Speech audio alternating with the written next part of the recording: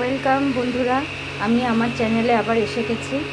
আজকে সেরকম কিছু রান্না করিনি, বিশেষ কিছু, তবে একটু মটর ডাল করব, নিরামিষ। আজকে একটু মটর ডাল করব। আমি মটর ডাল এইভাবে করি, জানো তো। আগে একটু তেল দিয়ে দিলাম, সর্ষের তেল দিয়ে দিলাম। তেলে একটু জিরে ফোড়ন দিয়ে দেবো, আর তেজপাতা আর শুকনো লঙ্কা ফোড়ন দেবো।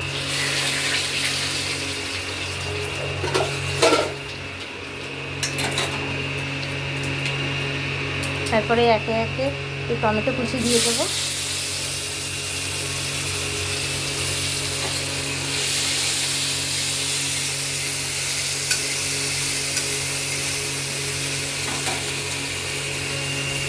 সামান্য নুন দেবো। হ্যাঁ,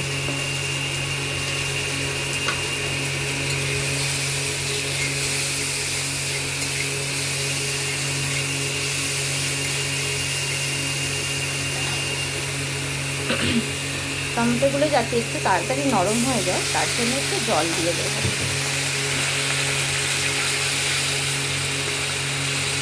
তাড়াতাড়ি নরম হয়ে যাবে। তারপর এর মধ্যে একটু লঙ্কা কুচি দিয়ে দেবো, দিয়ে নাড়বো এটা।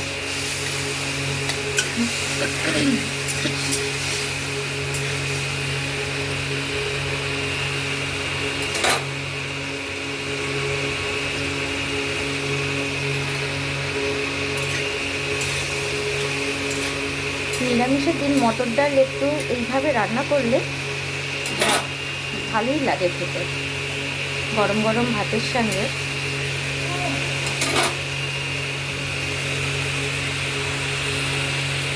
এবার একটু হলুদ দিয়ে দেবো।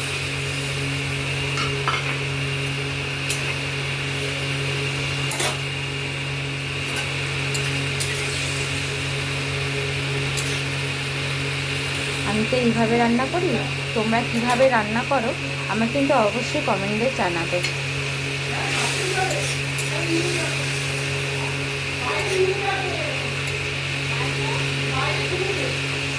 এবার আদা কুচিগুলো দিয়ে দেবো। একটু আদা গ্রেট করে রেখেছিলাম, এবার এই আদাটা দিয়ে দেবো।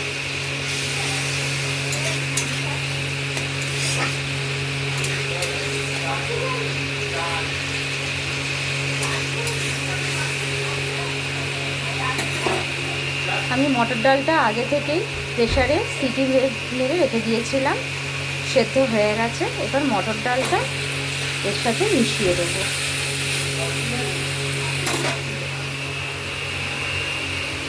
একটু ডাল কাটা দিয়ে ভালো করে ঢেকে রেখেছিলাম মটর ডালটা।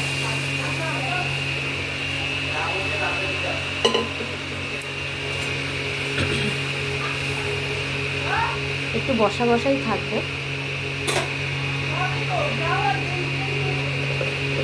এতে পরিমাণ মতো নুন দেব আর চিনি দেব।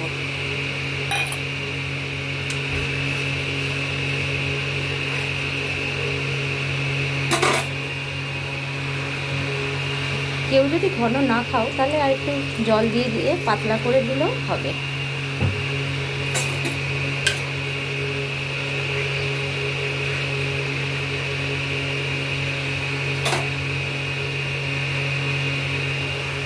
সবার শেষে একটু ধনেপাতা ছড়িয়ে দেবো। দারুণ স্মেলটা বেরোয়, খুব ভালো লাগে। আজকে আমি মটর ডাল এইভাবেই রান্না করলাম, আর মটর ডালের সাথে আজকে করেছি আলু পোস্ত। এই দেখো বন্ধুরা, আলু পোস্ত করেছি, আর এখানে একটু কটা পটল ভেজে রেখে দিয়েছি। আর অল্প করে এটা সকালবেলায় করা হয়েছে, একটু উচ্ছে চচ্চড়ি করেছি। আজকে আমাদের নিরামিষ মেনুতে এই মটর ডাল, ধনেপাতা, টমেটো দিয়ে, আর আলু পোস্ত, পটল ভাজা এই করেছি। তোমরা জানিয়ে তোমরা কীরকম করে মটর ডাল রান্না করো আমাকে একটু বলো, তাহলে আমারও শেখা হবে তোমাদের থেকে। Thank you.